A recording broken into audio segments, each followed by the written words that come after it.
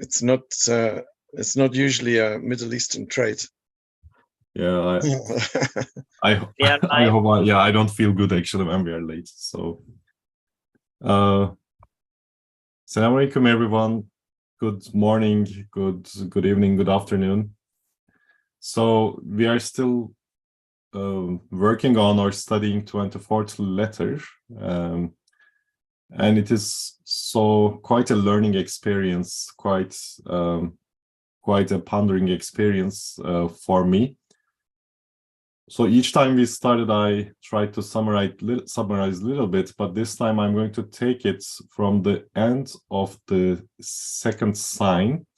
And again, these are the signs. Actual sign, what I understand, it is the sign means it is the questioning of, decays happening, separations happening, so a disease happens. So how can we reconcile these transformations with Allah's all compassionate, all loving, and all wise names?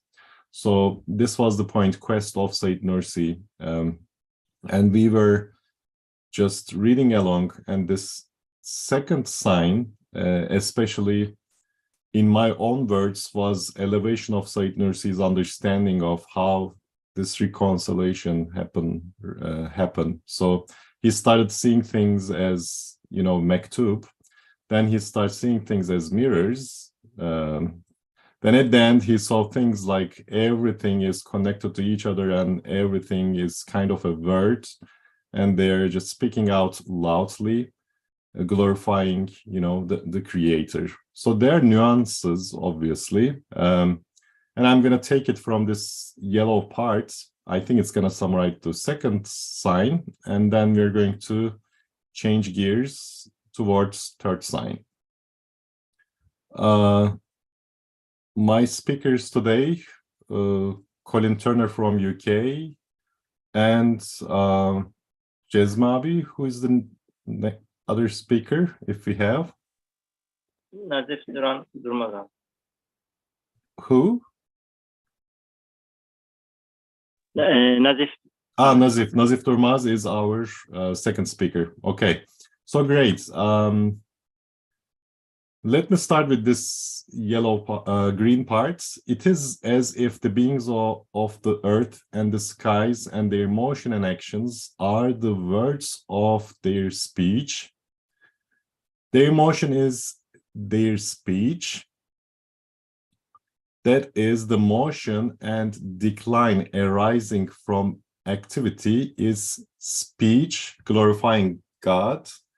The activity in the universe is the universe's silent speech and that of varieties of its beings.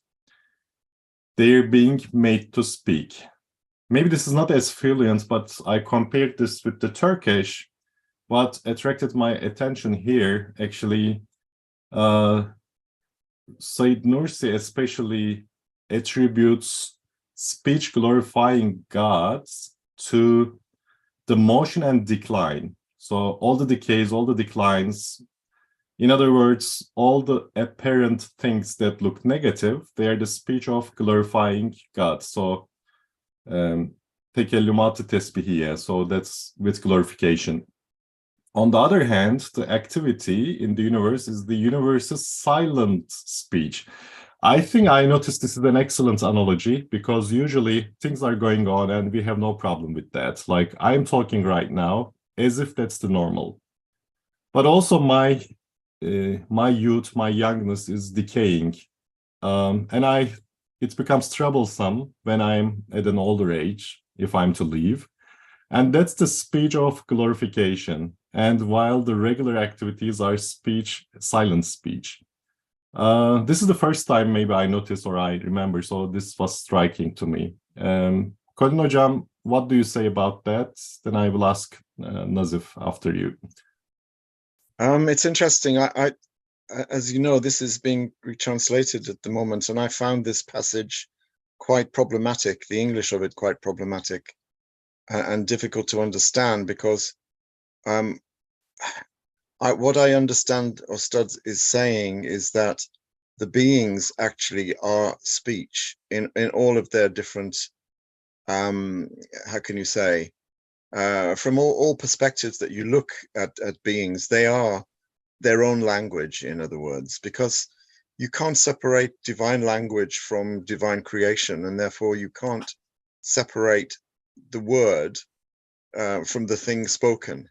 So beings are language in different ways, as you've said, and it's an interesting idea to think of from one perspective, that we know that Allah speaks to us through His creation and through His own words in revelation, in spoken revelation.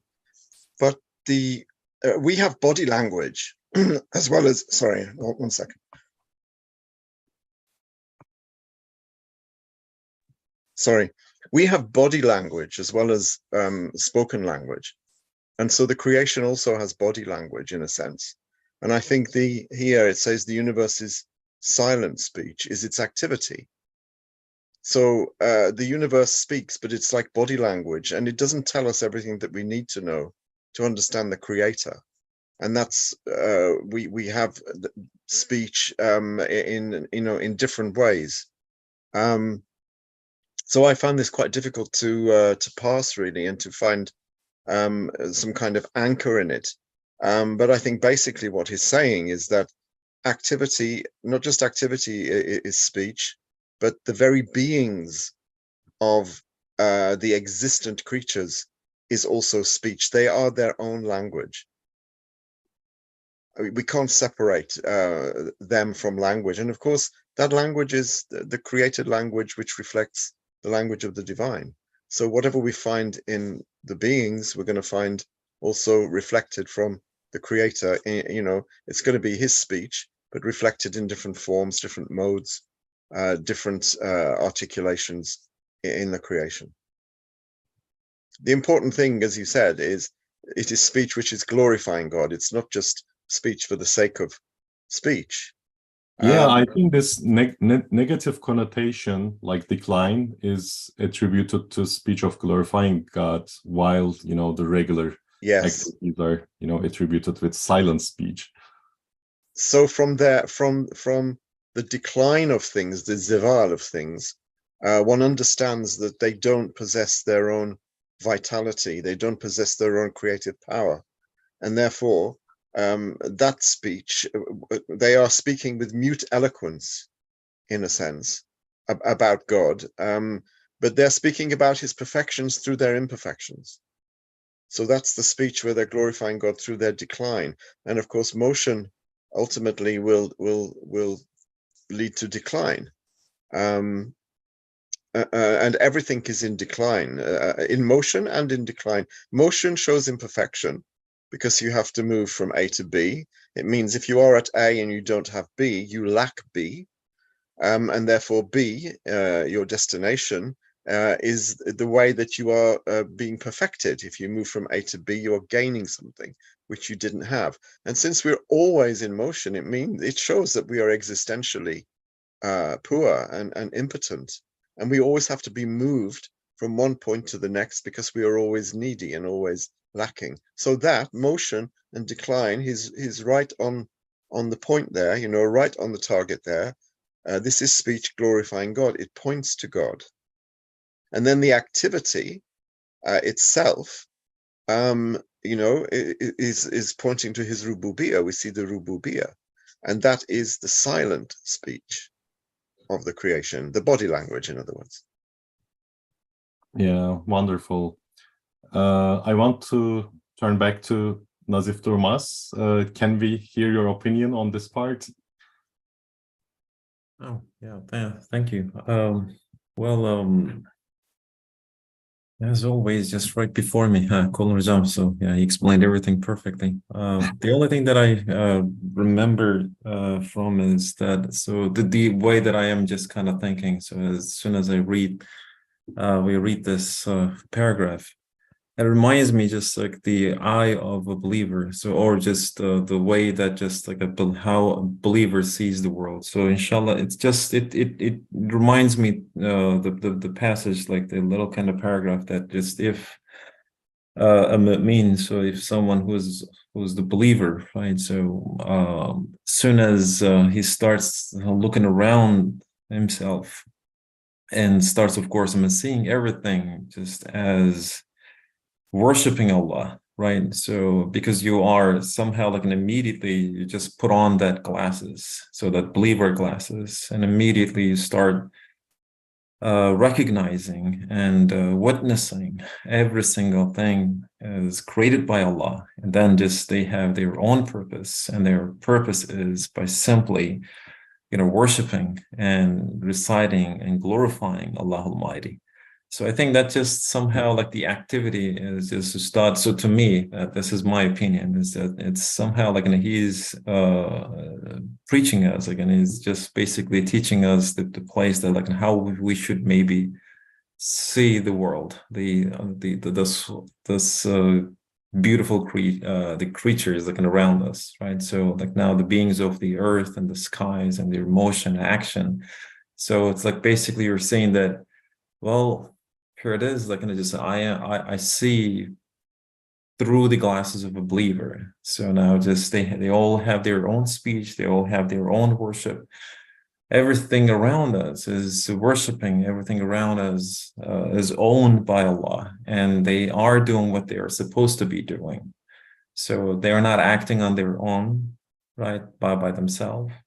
So they're just basically following some sort of kind of a guidance and some sort of a blueprint, and they're following everything to the teeth. So that's what reminded me, seriously. But of course, God, Allah Almighty, Allah forbid. So if you lose that connection, right? So this is the connection that I see that we have with everything around us. But then if it is disconnected and boom, so then you don't see this anymore. So you cannot connect all these dots around you, and then just boom, you just start like in a swimming in misguidance sea. So yeah, this is what I was kind of thinking. So Yeah, that's a great point. Thank you. And I think in the third sign, at the end of the third sign, we will be talking about the power of this perspective, belief perspective, and how it connects everything, as you mentioned, so that we see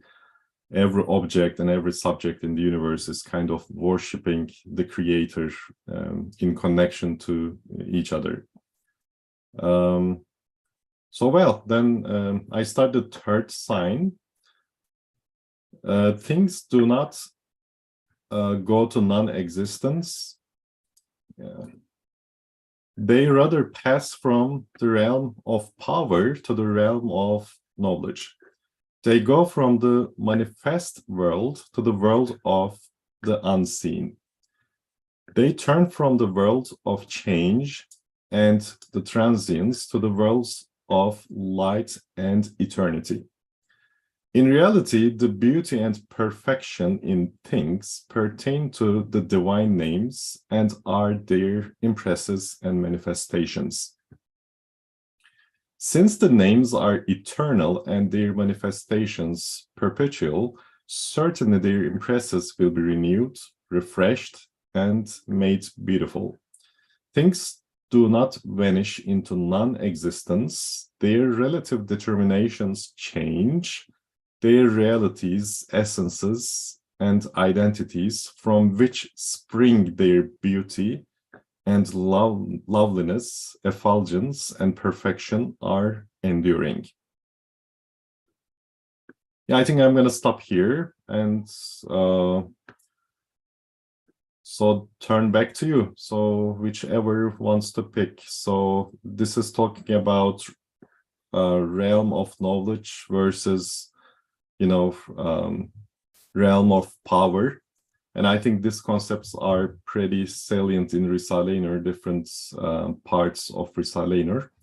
And also it is talking about manifest world and world of unseen. So maybe it's good to open this part talking about these concepts, these realms and these worlds, and how this worldview or how this realm view help us to understand this topic. So go Nazif.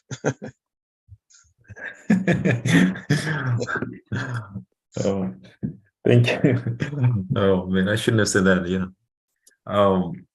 But this is the part that is just yeah, Brother Harun, like just as he mentioned, of course, I mean just we can easily see as a reader of the Risale-i Nur, of course, I mean just now that again like it reminds me like in the different places and how things do not go to non-existence and they rather pass. Like this is the perfect kind of actually even like starting, so the manifest world and to the world of the unseen. And so because like it's like kind of just if he, I think he mentions about like how when a believer starts like looking around himself, right? So the first thing that he sees is as if like we're watching a parade, right? So like because if remember like that is the part that I forget like in which part like he was mentioning about, I don't know, 10 or maybe 11th word or 12th or something. So as if like you're watching some sort of kind of parade, right? So now just when you look into like the spring comes in and all these like beautiful kind of just the leaves and flowers and all these like kind of beautiful like and even they even carry not only just a beautiful kind of just creatures and colors and their cloths, but they also sometimes are going to give you a beautiful kind of just a smell. And as if like just they're on a parade, right? So they're putting their best of the best, just beautiful kind of just the signs and everything, the smell and color and everything for you to witness them. So that is the part like in the divine names, you can easily see every single one of them, how beautifully they are created. The Almighty God, like in his power, his I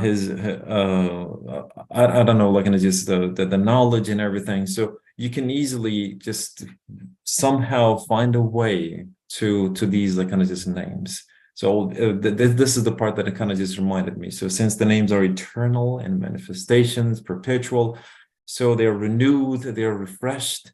So like as if like so for you, can you not see yet, right? So like it repeats itself every year, every season. So like and again for you, like do you see it? Do you recognize it? Do you witness it? So as if like for us, like it is a beautiful kind of window, right? And it just like and it goes like and it passes by over and over and over until like and maybe just like for everyone to see that, hey, just you cannot deny this, right? So and of course, I mean they do not vanish into non-existence. So then because we believe in other life and hereafter, so every single one of them will have their return. And plus, and then so like in your we're not only acknowledging the fact that so yes, they are created by Allah, they're repeating, they're doing what they're supposed to do, and then here I am, so like in every single prayer time I have to like now put on my other job, other title, so that I have to say, hey, so here I am, so I am representing every single creature around me because I am the vicegerent of like just basically just now every single human. Of course, I'm a believer is the one that just must represent all these like just creatures as if like, hey, so during just the morning prayer I witness, I recognize it, and here I am bringing that just like just the things and everything to Allah Almighty. So like now, so then they don't go so of course I mean just not we are here like recognizing their their works and everything. So which of course is the one that I'm just that I remembered. So from that, but of course I mean how important it is and how to see all these like these connections, and then of course we have to acknowledge that we also have a duty, right? So then to be present, to offer our thanks, to basically just now to recite to Allah Almighty, yes, I saw them, and then here I am thanking you. All these just that everything that you were given us, right? So like and just now but basically just we're doing our also duty. Anyhow, so I'm gonna cut it here, so to pass it to Colin Rajam. Yes, wonderful. Gülün Hocam, do you want to add? I can't really add much to that. I mean, it covered almost everything there in the passage, really, and eloquently. It's just the wonder of trying to witness or being party to witnessing an inexhaustible treasure being shown in a very small and limited mirror, because the treasure is infinite or never ending, and the way that it manifests is never ending. Its impresses are never ending. Its configurations and permutations are never ending. And therefore, if you think about the journey that we've had, from being, just a sperm and an egg, in the hard inner recesses of our parents, and then being an embryo and a baby in the womb where there is more scope, but still limited, and then being born into this world, which is vast, but it's still limited, and going into the next realm, which will also, in a sense, be limited. Even though it's eternal, it will still be limited, because we will have what Ostad calls our determinations, our ta'ayunat.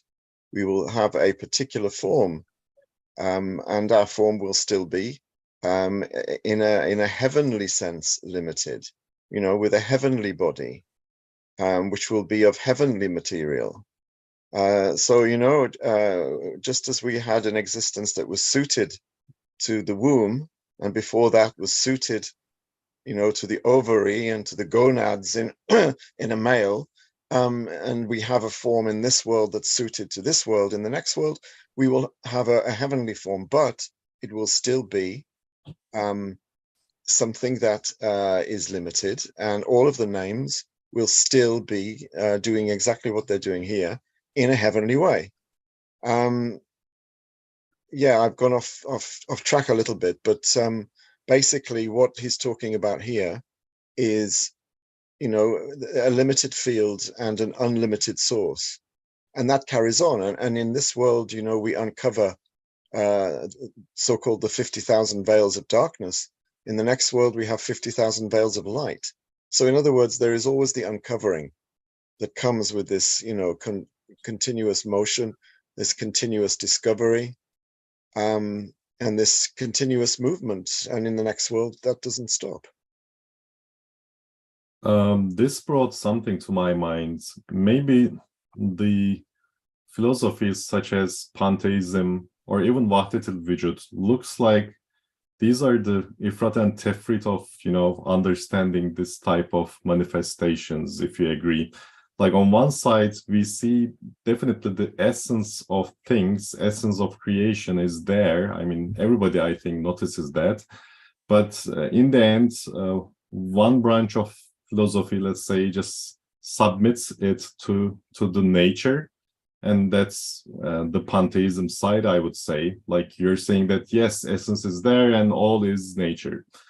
And on the other side, maybe the ifrat side, maybe you're saying that, everything is beautiful. So, everything is God in a way. So that's the Wahdet-ül Vücud part. I don't know if you find this relevant. I think it is relevant. It's always relevant, because we think that we experience the names in our own selves, in and of ourselves, and we don't, unfortunately, or fortunately. Our names are reflected, but the whole of Western civilization, basically. Sorry, I'm going to have to stop again. I've got something wrong with my throat. 1 second. Yeah, looks like we're keeping you talking. So maybe Nazif abi, what do you think about these identities or these branches of philosophical thinking with respect to this, manifestations attributed to universe, or versus everything is, that is the part that just I don't have that much of kind of background in that. So, but I don't know what to say, like, seriously. But maybe just other brothers, just Kolin Hocam must have some good like to add? I'll just jump in again quickly before my throat closes up again. You know, this Kanz Makhfi, Allah is this hidden treasure. And we spend our whole existence uncovering his names and trying to understand his names. To be able to do that, we have to have the impression that we have those names as well. And what I was going to say is that Western civilization is predicated on true ownership of the names. According to materialism, we do own our own selves. You know, we are Hakim over ourselves. We are Malik over ourselves, and we also Rab over ourselves.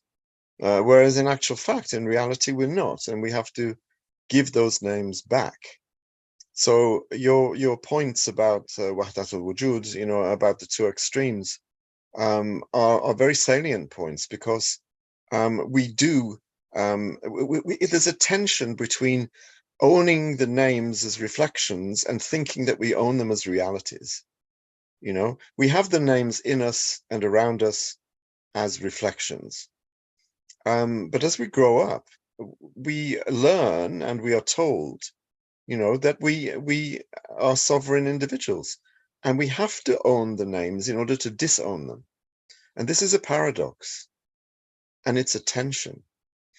And it's very difficult. And some people become materialist because of this. You know, they say, I have a body, the body's mine.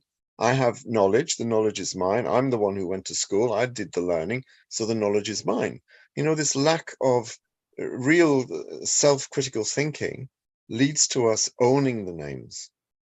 And unfortunately, the extreme ideas about, you know, the pantheistic ideas is, well, if you own your names, the tree must own its names, and therefore everything must be, basically God.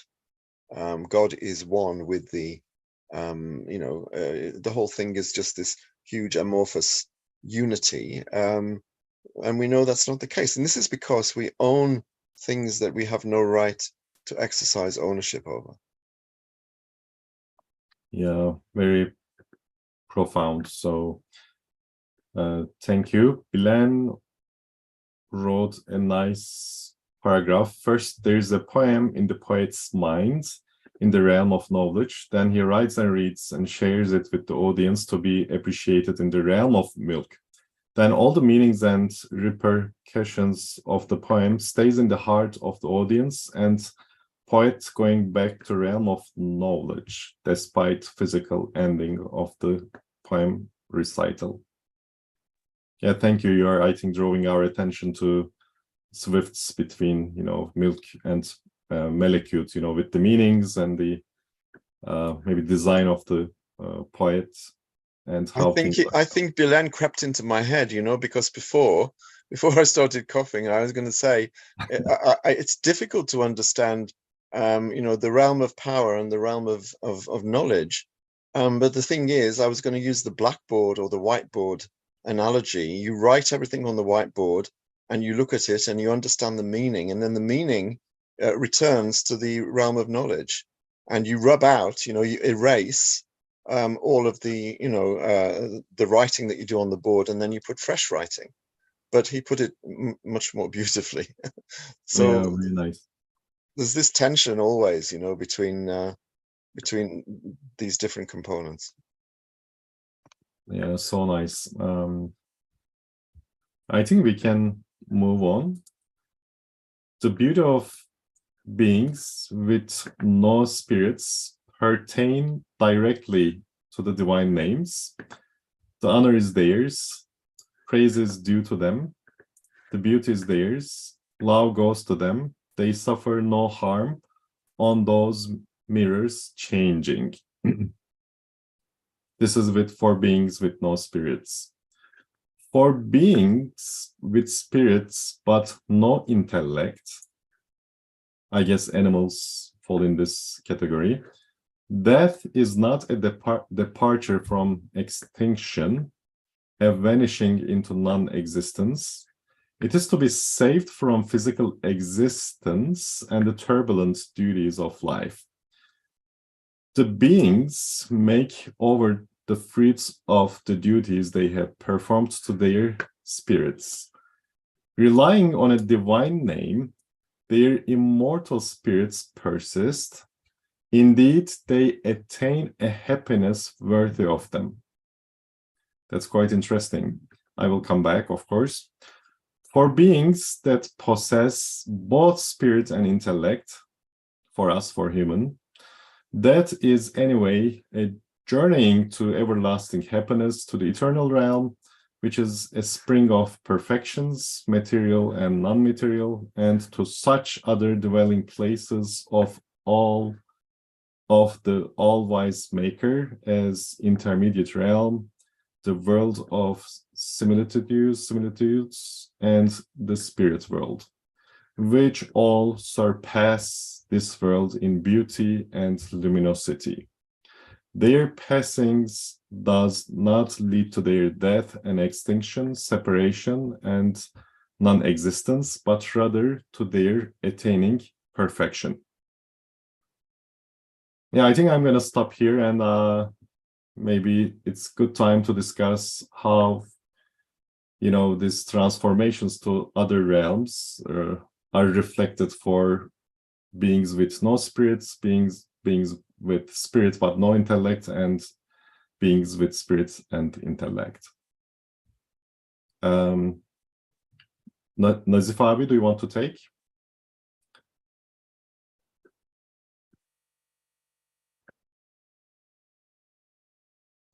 Yeah.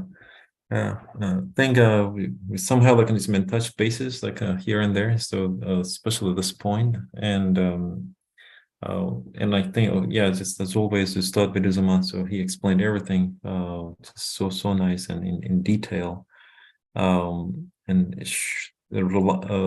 basically just the teaching here is that, so again is that not so they're just with no intellect, of course. The beings make over fruits to their duties and perform to their spirits and relying on a divine name, so their immortal spirits persist, so they attain. So just again, like in this, when I'm seeing like just how we are different from animals, and so we have our spirit, our soul, and our conscious. And it just basically just reminded me just seeing that, so direct like just try to see the connection between the animals and all the plants, and so just the divine names, and so like and how they are honoring, just right. So like is theirs and praise just due to them. So just every single of them, and so just so that no harm, right. So like to those like in a mirror changing. So yes, like just the world around us is changing, but then again and again, so the message and everything is remaining the same. So. And of course I'm just to be and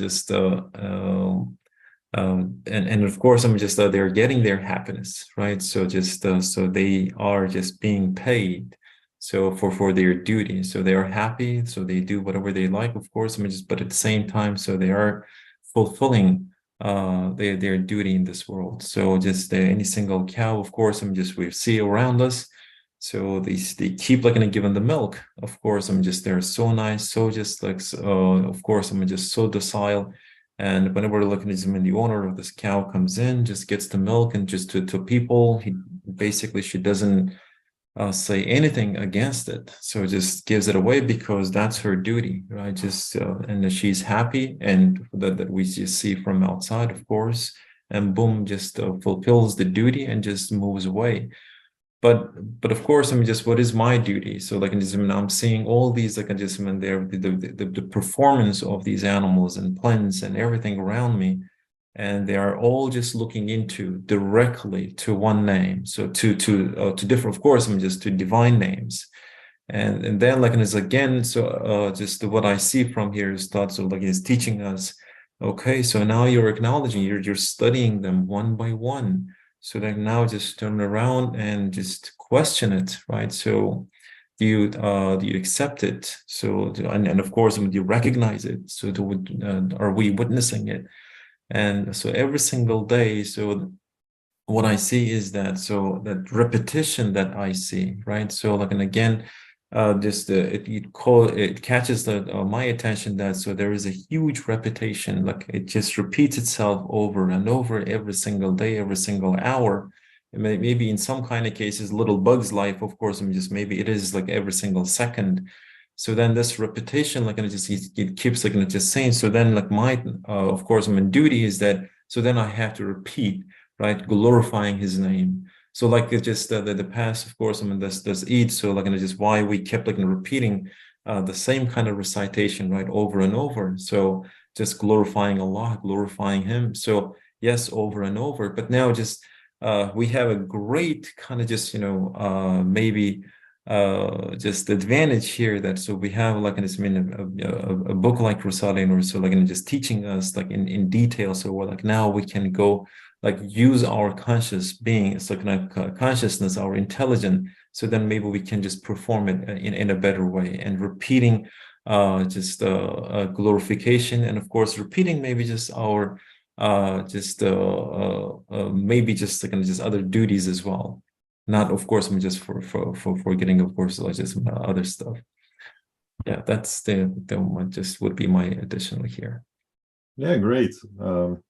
Thanks for elaborating. I think these are all really helpful to understand what's going on and Ustad's perspective here. Colin Hocam, I think there are lots to talk about here too, but do you have an introduction on this part? I don't have anything really to add to what Nazif was saying, but I think, if I'm not mistaken, this is about the hierarchy of being. It's about inanimate Right. animate beings and human beings, and the fact that, again, sorry, my throat's gone. I'm gonna have to jump out in again for a second. Sorry. Yeah, that's okay. So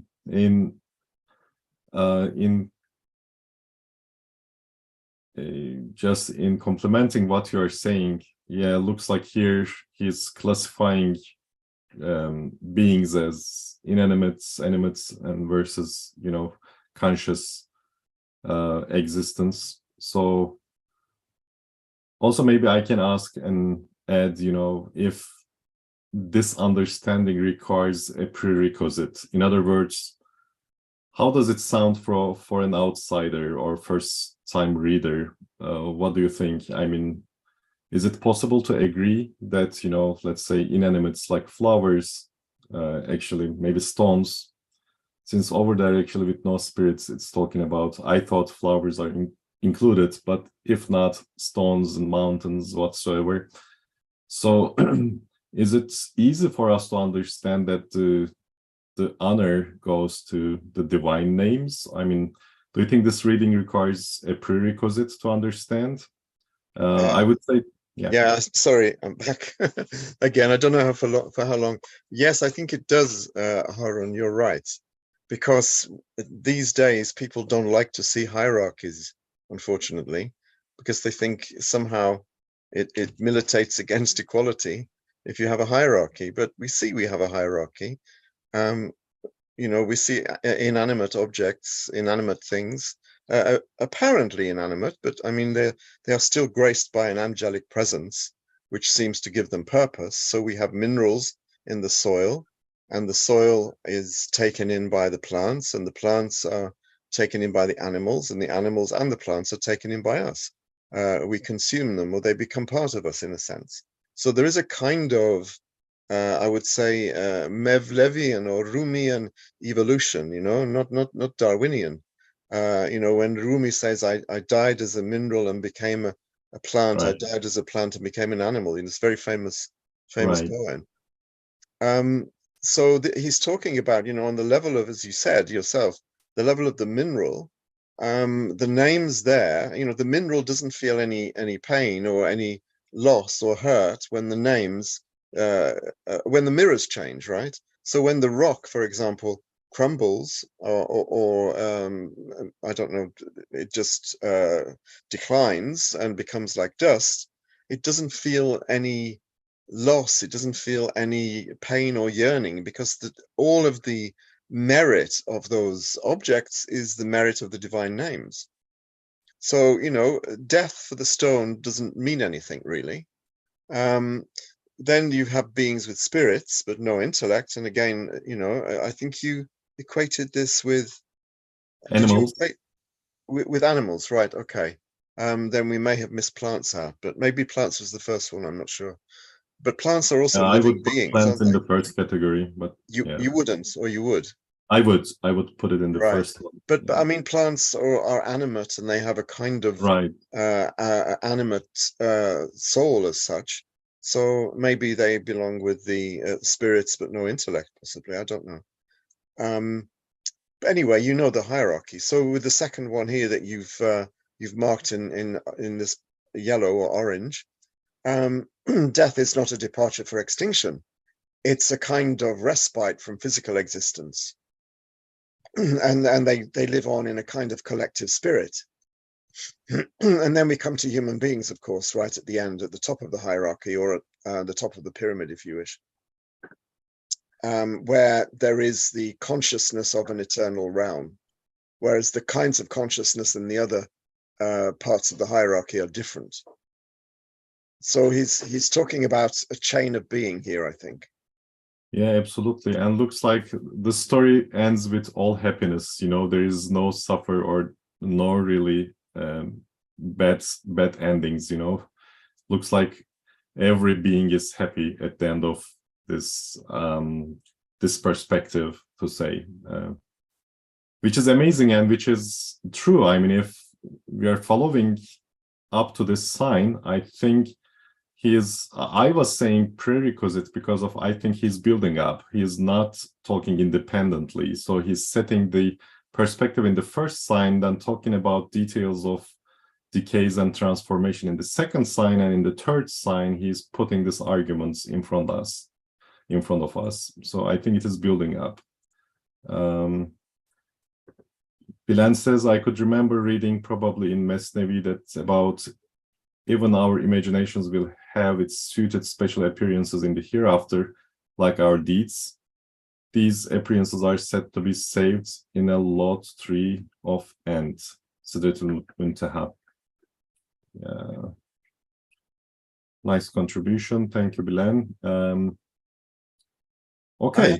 I have a quick question, actually, because if we're thinking of the Alam al-Mithal, the world of images, and the world of imagination, and Bilen's point about our imaginations also have a kind of hereafter in which they take on their true forms rather than the forms that we are used to.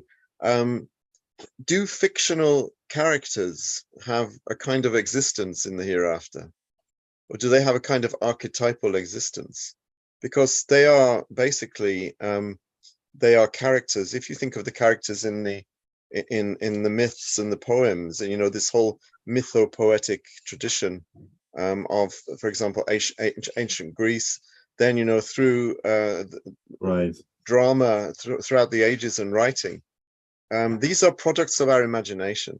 That's my question: is do the products of our imagination have a kind of existence in maybe one particular department of Alam al-Mithal? If you can see Alam al-Mithal as a multi-storied block, maybe on the 16th floor at the top, there is a department where everything that you've ever imagined has a form that you can go and visit and commune with in some way. And that would include fictional characters, maybe if you've been a novelist, because these are products of imagination. They're not nothing. So that this may be a frivolous question. So I apologize. Well, I think that's an excellent question, and I'm questioning myself. Why not?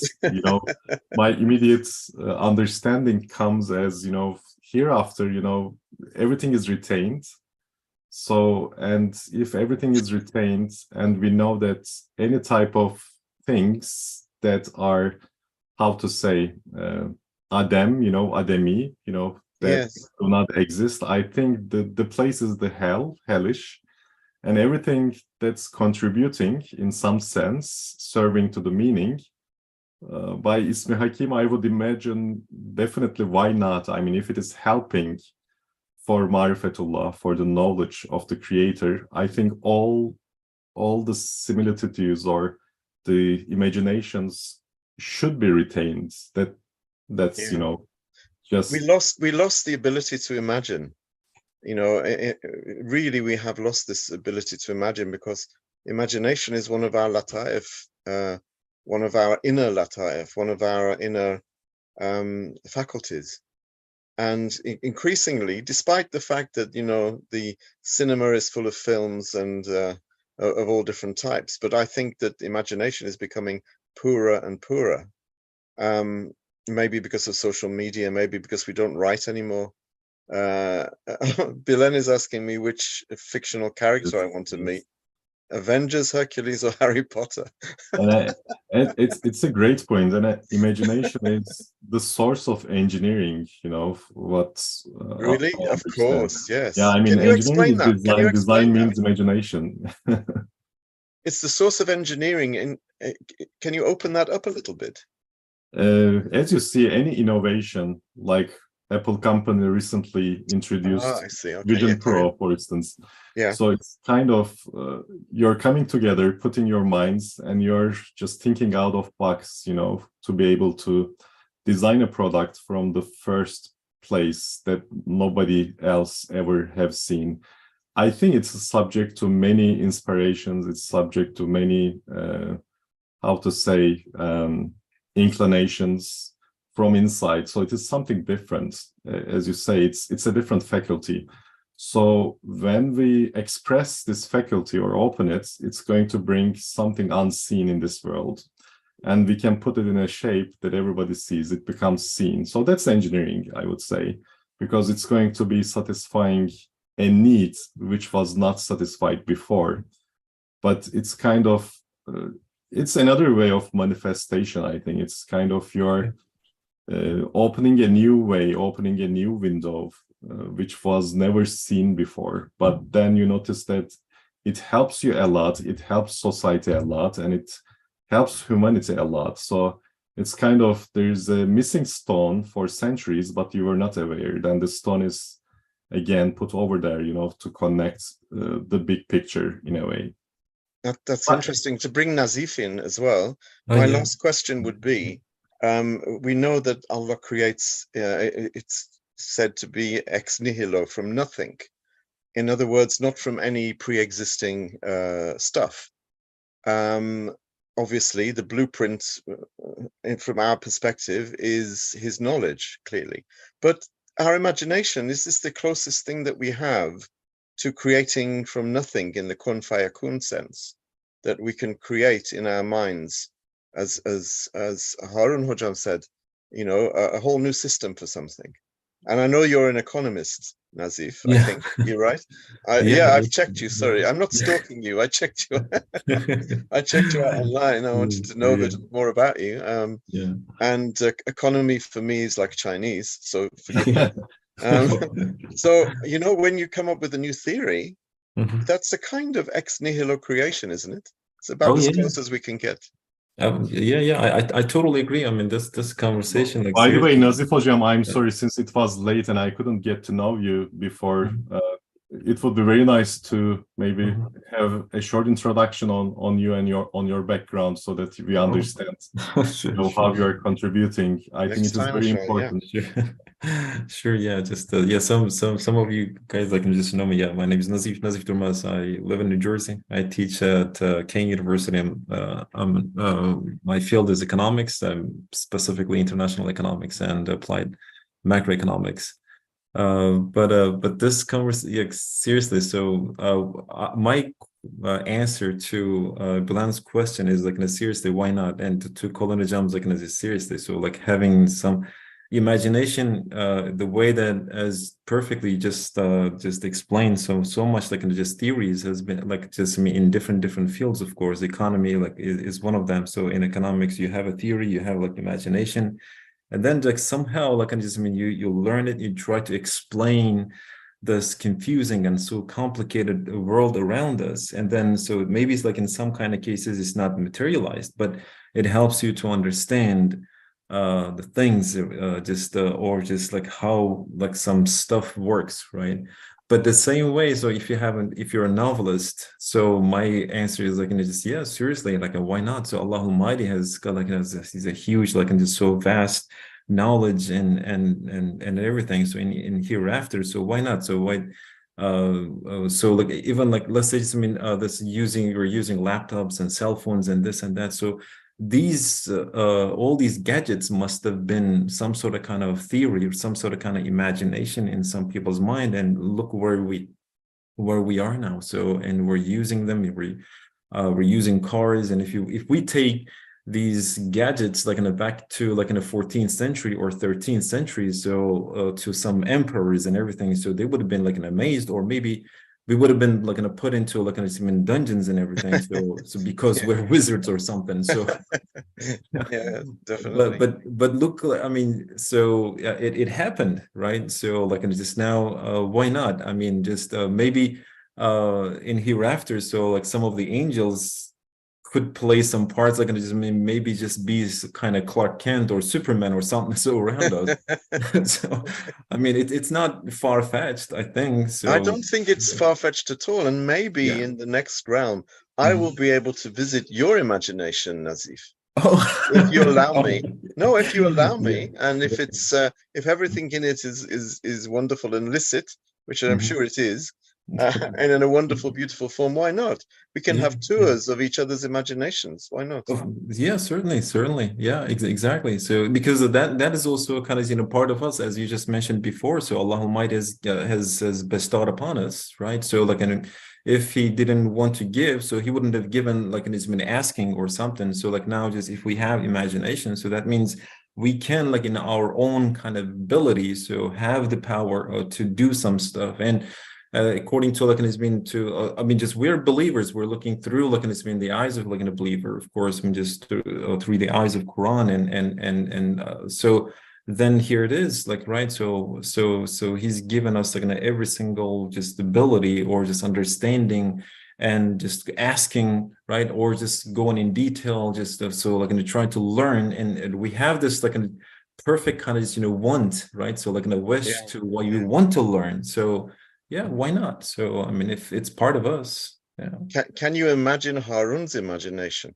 This huge yeah, system, yeah, because he's a systems guy. So yeah, it would be this perfectly working system, and yeah, it would be so intricate and so yeah. together. So messed up,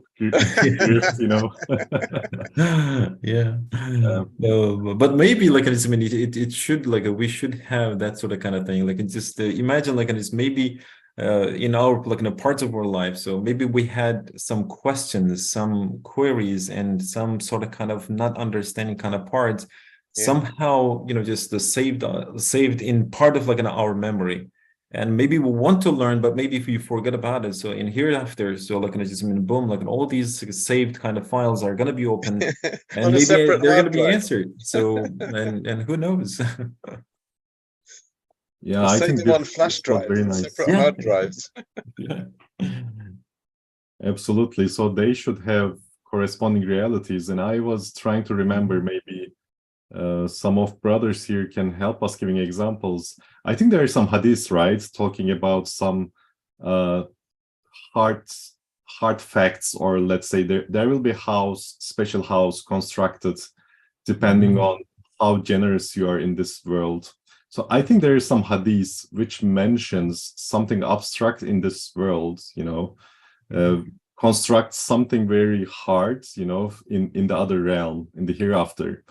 So I think there should be several hadiths that we can really make sense through this window, I Mhm. feel like. But I don't have concrete Yeah. hadith narration here. Yeah, I think So just me just send a nice kind of part, I guess, like a ninth principle. You will understand also that so compassionate a being will bestow upon his choice servants in that world such gifts as no eye has ever seen, no ear has ever heard, nor has their image crossed the heart of any man. In this we believe. Yeah, alhamdulillah. Yeah, perfect. Yeah, from some words. Yeah. yeah, There's a so great quote. There's a great piece by Mhm. Bilan in the chat. He says the fiction concept is a key for us to widen our perspective in a way that, if in a very limited place like this, such colorful novel expansions are possible, so in the hereafter, with the full blossom of divine manifestation, worldly fiction will seem like primary school curriculum, mashallah. That's so Yeah. beautiful. So beautiful, very, very well It's expressed. right. This is for inkishaf, you know, the expanding of our mind to show us that anything is possible in the hereafter. I can write a novel now about anything, you know. Oh yeah, things yeah. that you've please, never please. things that you've never experienced, you know, Mhm. likely. Yeah. But this is he's right. Fiction is there for a reason. Mhm. I think this came to an excellent point, affirming this paragraph in yellow. So their passing does not lead to their death and extinction, separation and non-existence, but to their attaining perfection. So it looks like, Yes. from our perspective, everything is going to manifest much better and better, including all imaginations and, you know, what is called hardcore buildings. Everything will be there. Yeah, there's a hadith, I think. It says that, you know, when you're praying and you go into your prostration and you put your hands on the ground, don't think that you're just putting your hands on the ground. If you could actually see what your hands are doing in the alam malakut, they are building castles and palaces and, you know, buildings in malakut. So there's a correspondence, as you said, you know. Nice. I think it's a very nice homework to fetch some verses and hadiths, which is going to give us clues how our imaginations will construct in the Oh, hereafter. excellent idea. Excellent. Yeah, I agree. Yeah. I think that's Bilen's homework for this week. Yeah, Bilan, you put this in the table. You help this, putting this in the table. Sounds good. Yeah, we are at the end. You know, it was very joyful, very nice. And Nazif Hocam, it's very nice meeting you. I'm sorry. Yeah, likewise. And Yeah. it came to my attention. So, well, looks like maybe we will continue next week. If not, I think there will be announcement about the new topic to go. Sure. So I think we can close with a prayer. Maybe Nazif or Colin Hocam, if you want to. Please, Colin Hocam. No, I'm fine. I think my throat's going to go again. So. Yeah, Nazif Hocam. You go ahead. We can hear an economic prayer from you. Yeah, I think it's just not economics, but just the one that I like. We used to do, like, you know, with friends. So inshallah, let's just recite then. So asr. والعصر إن الإنسان لفي خسر إلا الذين آمنوا وعملوا الصالحات وتواصوا بالحق وتواصوا بالصبر. إن شاء الله. Thank you, everyone. Have a great day. Ma salam. Many thanks. Salam. See you later.